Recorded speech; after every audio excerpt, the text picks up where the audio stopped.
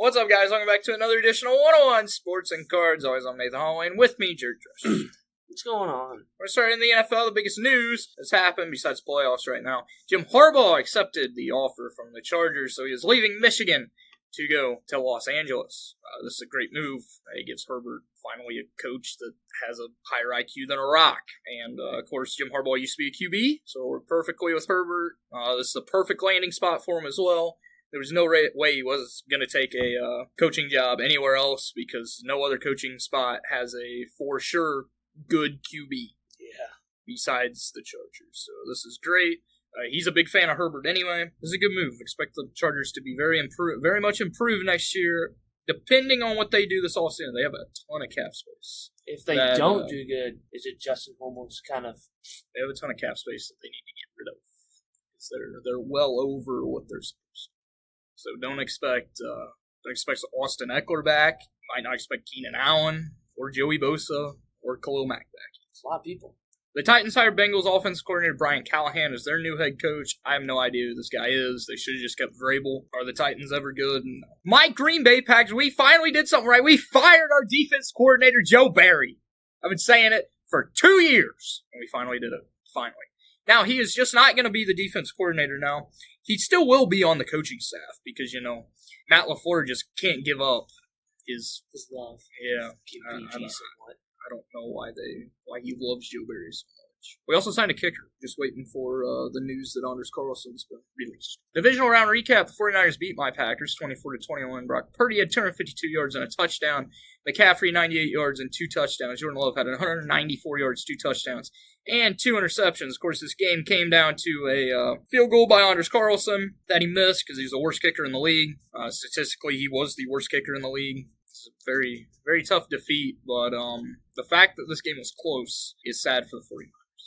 The Ravens demolished the Texans 34-10. Lamar had 152 yards and 2 touchdowns for the air. He also had 100 rushing yards and 2 rushing touchdowns. Stroud had 175 yards. They did not score an offensive touchdown in this game. The Lions beat the Bucs 31-23. Jared Goff had 287 yards and 2 touchdowns. Jahmyr Gibbs 74 rushing yards and a rushing touchdown. Baker, he had a good game, 349 yards. 3 touchdowns. He did have the 2 interceptions. Mike Evans, 147 yards and a touchdown. It was a very good game. I still don't understand why Todd Bowles didn't use the timeout and try and get the ball back with about 20 seconds left. You never know what can happen. The main thing that killed the Bucs here is that their defense allowed too much, and Baker was pressured on every single pass. He had a guy in his face. And the Lions' pass rush isn't that. The Chiefs outdueled the Bills 27-24. Mahomes had 215 yards and a touchdown. Isaiah Pacheco had 97 yards and a touchdown. Travis Kelce, 75 yards and 2 touchdowns. He also had his brother up in the suite with his shirt off. Very weird. He's very drunk. Yeah. Yeah. Josh Allen had 186 yards and a touchdown, 72 rushing yards and 2 touchdowns. Anybody who wants to blame Josh Allen for this loss is stupid. For one, it was the kicker's fault. And also, they missed they had a lot of plays that didn't go their way. A couple drops by... Stephon should have had an easy catch. Yeah, Stephon had a 66-yard catch that wouldn't have been a touchdown, but it would have put them in position. Yeah, that he dropped. Of course, the pass to Shakir when he was wide open in the end zone when Josh Allen got stepped on by his offensive lineman, and he underthrew him. So a lot of things went wrong. Of course, we would be talking completely different about this game if McCole Hardman wouldn't have fumbled on the 2-yard line, because if they would have scored there, it would have been over. I got to give props to the Chiefs. All year we've been talking crap on them. They've played their best football in the playoffs. So the conference championship preview: Chiefs and Ravens. Mark Andrews is going to play. Marlon Humphrey was seen practicing today, so they may be getting 2 key players back. Who will? Oh, Ravens. If they don't choke, they are the best team in the playoffs right now. I hate to do it. I hate to do it because I hate them.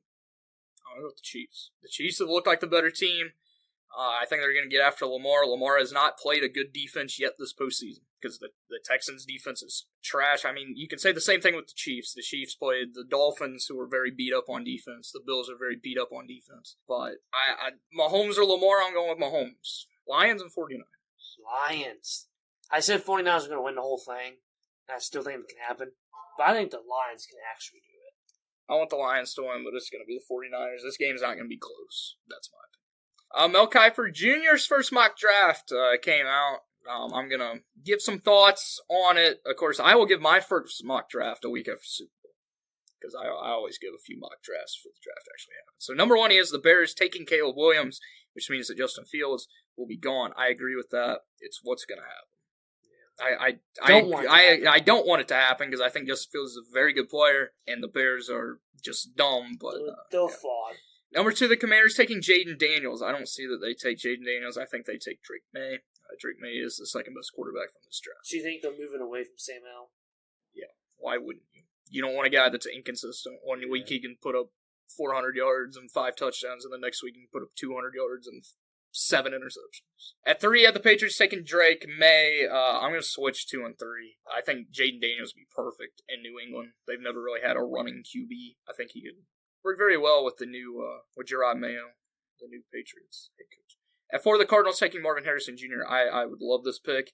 They said they're sticking with Kyler. They need a good wide receiver. Hollywood Brown hasn't been that good.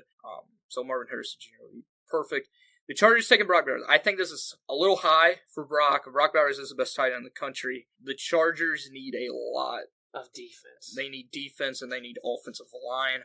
I'd actually have them taking Joe Alt, the offensive lineman from Notre Dame, which I'll get to him in a second. At 6, the Giants to have them taking Malik Neighbors. The Giants need a lot of help. Apparently, Mel Kiper believes they will not take a QB. I think they'll take a QB if one of these top teams don't, or maybe they pull the plug and take J.J. McCarthy. Or a guy who he did not have in the first round at all, Michael Penix Jr. At number 7, he has the Titans taking Joe Alt. The Titans need everything.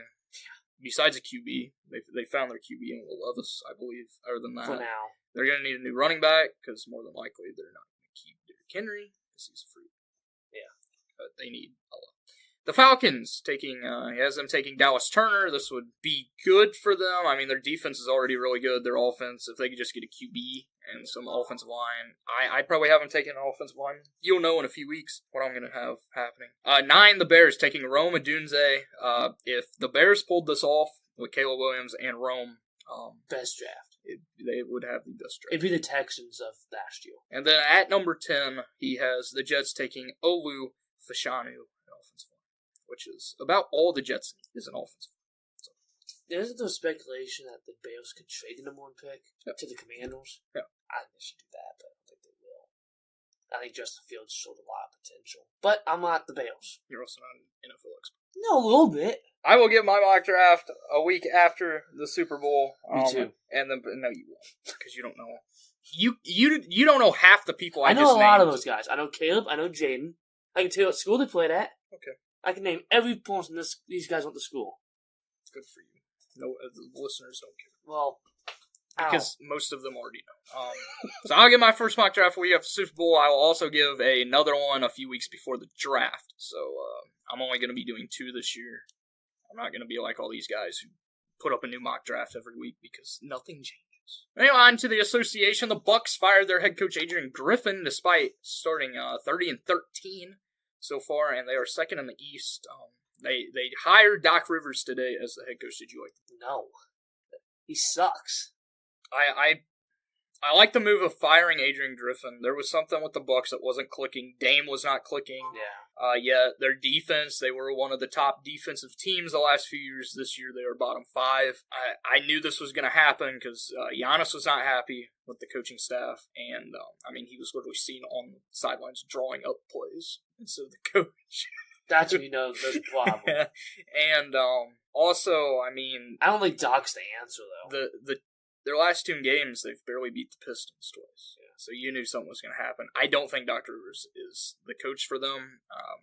As if you've listened to this before, you know I hate Doc Rivers. I think he's the most overrated coach ever. He's not a good coach. The only reason he's won a championship is because he had a super team. Although people don't say that he had a super team.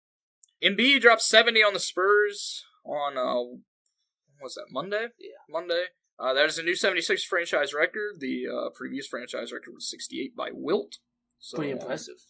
It was the fact that he dropped 70 and 15 still rebounds. still only won by 8. Yeah. I liked what the Spurs did in the game. To be on the other side, Wemby dropped 33. Wemby continues to impress against some of these best centers in the league, and he was not on I thought it was very stupid that we did not have Wemby on Embiid the whole time. Yeah. Why would you not put the tallest defender on that guy? Let him learn. You know you're going to lose the game most likely. Let the kid learn. He's going to play against these guys eventually. So, who's he guarding? Matisse? I don't know. They're really running like a zone. No, so whoever came in. No, basically.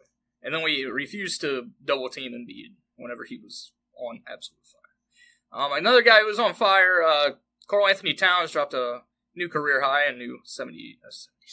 Wow. New Timberwolves high, 62, in a loss to the Hornets. Of course, he beat his old record for the most points in franchise history. He also got benched in the fourth quarter. He only had 4 points in the fourth quarter. He had 44 at halftime.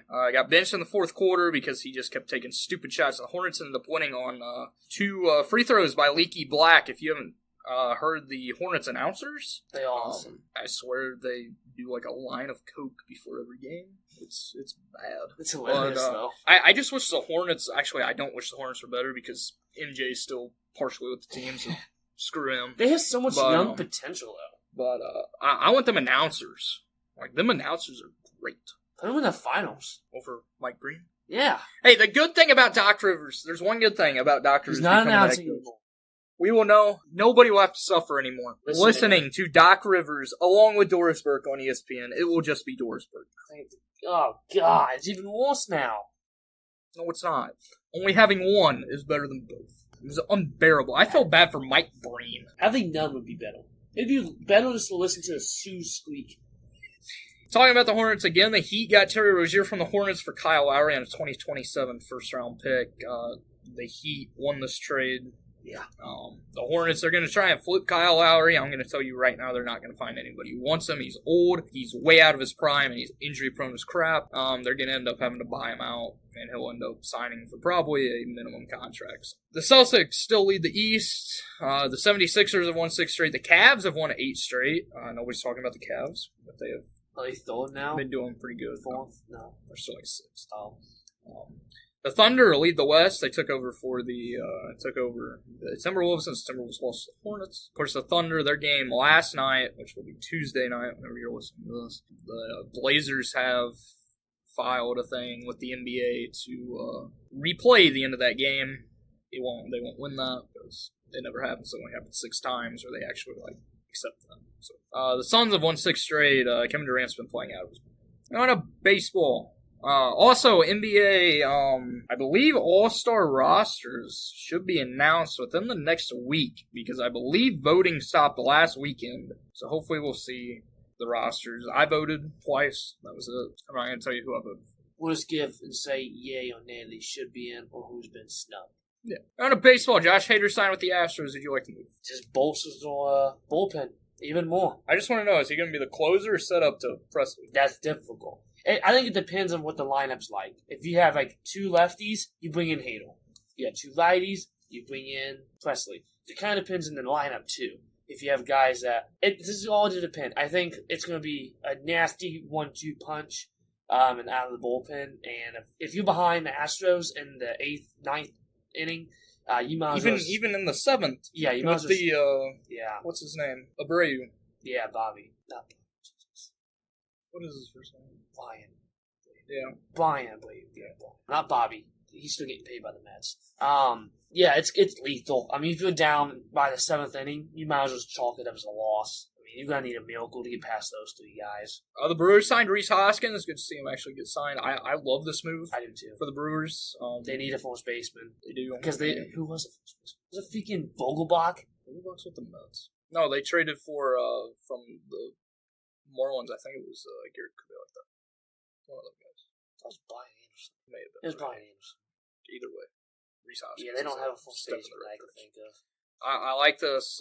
Although I'm not a big fan of Rhys, he is a good player. And the Brewers are just a few pieces away from... I mean, the NL Central's so bad. The Pirates can win the freaking... No, they can't. The Dodgers signed James Paxton. I don't know why. It's kind of washed. Also, they paid him $11 million for a year. And he's not going to start because they have too many starters, and I don't see James Paxton coming from the bullpen. Who knows? The Pirates signed Aroldis Chapman. This won't matter because he will be traded at the deadline. Yeah, it's a smart move though for the Pirates. Yeah, exactly. Because you sign him and then you trade him away for prospects or pitcher, even because They need help. The Angels signed Robert Stevenson. That's a big loss for the Rays, though. Yeah, He's a pretty good reliever. Still, it's the Angels. It's not going to help them. Hey, you never know. Hey, they re-signed Matt Moore as well. Who cares? That means the Angels, they're still going to suck. The Nationals signed Joey Gallo to a one-year deal. He's going to hit like 115 and have like 25 home runs. Hey, he may have a ton of home runs because it's a hitter's park. Yeah. I didn't contact. I didn't like the move unless we're going to put him at DH because our outfield is set. Yeah. Basically, with Lane Thomas in right, then you're going to have Dylan Cruz. If he gets the call up. He should. And James Wood, who is more than likely going to be on the opening day roster. But what Hassel? Hassel could get called up too also. DH?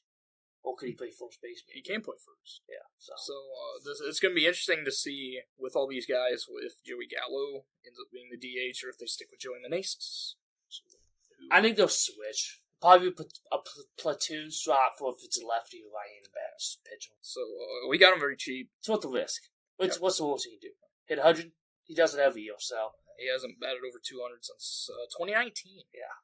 And has led the league in strikeout percentage in that time. The Hall of Fame class was announced. The only guys that got in were Adrian Beltre, Todd Helton, and Joe. Do you agree with all of them? I agree with both of them. I do too. I mean, Adrian Beltre, one of the best third basemen of all time, if not top 3 in my opinion. Todd Helton, probably the best Colorado Rocky ever, I'd say. You could say Arenado, but Arenado didn't really. He played quite a while there, but Todd Helton was a different animal. Too bad his team was terrible when he played. I did not know that Todd Helton was the starting quarterback for Tennessee whenever Peyton Manning was there, and Peyton Manning actually backed him up. They became really good friends. I didn't know he played football. He was a big guy, tall guy. Big lefty, hit a lot of nukes. I mean, of course, people call a lot of nukes. That was the one thing that was against him, him being a Rocky. But he did it everywhere. The stats show that he did it everywhere, so... And then Joe Mauer, one of my favorite catchers of all time. One of the most underappreciated catchers of ever. This dude was the top catching prospect. He was Ethan Salas back then. I remember when I was a kid, and this dude was all the hype. And he panned out. Of course, next year's class could have Ichiro and a lot of... Next year's class could be. Yeah. As long as the writers don't. Does Ichiro get unanimous? I think he should be unanimous. He should, but he won't. I mean, Beltre honestly should be unanimous. Who is telling me Adrian Beltre is not a Hall of Famer? The dude has 3,000 hits. He has over 300 home runs. Pretty sure he has like 2 Gold Gloves. I'm pretty sure he has a World Series too with the Rangers. The writers are just he doesn't. He doesn't? The Rangers' first World Series was this year. Yeah, who was I thinking of? 11 titles. Oh, 2011. There you go. No, that was the Cardinals in 11. Yeah, because they. I don't know what I was thinking. I don't know. Beltre played for the New Rangers, I guess. They should have signed him to like a one-day contract. Let him just be on the team that final game. Adrian, go up there and hit. And touch his head. Good luck, you know. Hey, that's what people want the Lions to do if they make it to the Super Bowl: is sign Barry Sanders to a one-day contract, so they can say that he won Super Bowl. Yeah, because he was the only Lion at the time. All right, in college basketball, there was a lot of upsets again. I'm going to go through them all in order of when they happened. Number 1, UConn took down number 18 Creighton 62-48 last week. All these firsts are going to be from last week until I hit the new rank. LSU upset number 22 Ole Miss. Number 5 Houston dominated number 25 Texas Tech 77-54. Number 10 Memphis got upset by South Florida. I didn't even realize Memphis was ranked that high. They've been in the news for other reasons because of Mikey. Number 9 Baylor got upset by Texas on a buzzer beater layup. It was a great game. This next one was also a great game. 18 Creighton survived Seton Hall in 3 overtimes. I got to say something about Seton Hall. They're not that good of a team, but damn, whenever they play ranked teams, they on. Yeah. Number 24 Iowa State narrowly defeated number 19 TCU 73-72. Number 3 Kansas got upset by West Virginia. 25 Texas Tech took down number 20 BYU 85-78. Number 7 Duke got upset by Pitt. Number 13 Auburn demolished number 22 Ole Miss 82-59. And number 10 Memphis got upset again, this time by Tulane. So the new rankings for this week is number 1 UConn, number 2 Purdue, number 3 UNC, number 4 Houston, and number 5 Tennessee. So after that happened yesterday, number 6 Kentucky got upset by South Carolina, and Texas upset another team. They upset number 11 Oklahoma. I would expect Texas to be ranked next week. Texas had a lot of hype going into the year. And also yesterday, number 4, Houston Downs, number 21, BYU, 75-68. So games to watch this week. There's not a lot of good ranked matchups. The only ranked matchups are on Saturday. It'll be number 7, Kansas versus number 23, Iowa State. And number 20, Texas Tech versus number 11, Oklahoma. On the women's side, Iowa did get upset by Ohio State. Of course, some controversy at the end of that game with an Ohio State fan, whenever they were rushing the court, ran into Caitlin Clark. I'm not going to get into it because, frankly, I don't care. Not to take anything from Caitlin Clark. I think she's a great player, but why are we flopping after the game? She did flop. Yeah. Nick Dunlap won the American Express. He is the first amateur to win on the PGA Tour since 1991. There's just a lot of things that happened on Sunday. 2 things that happened that had not been done since 1991. The Lions made it past the Divisional Round for the first time since 1991, and the first amateur to win on the PGA Tour happened. Nick Dunlap's going to be very good. Farmers Insurance Open is this weekend. That's about everything I have. There's some tennis stuff. I haven't been keeping up with the Australian Open that much because more than likely it won't end for another 2 weeks. I know that whenever I turned on SportsCenter last night, what's the guy that you like? What's his name? Carlos Douglas? Yeah. I think it was him, was in the middle of a 3 hour and 40-minute match. So never ended up seeing who won that because, ESPN doesn't. They broadcast the crap and then they don't even put anything about it. Yeah. NASCAR also made a ton of rule changes that nobody cares about as well. So that's all I have. Do you have anything else? No. Thank you guys for listening. As always, come back here next week. Enjoy the conference championship games this weekend. It's about all that's going on in sports. Hopefully, the rest of these guys for the MLB actually sign soon. I really want to know where Blake Snell and Cody Bellinger are. Know about the 2 biggest guys who have yet to sign. Thank you guys for listening. Come back here next week. Peace.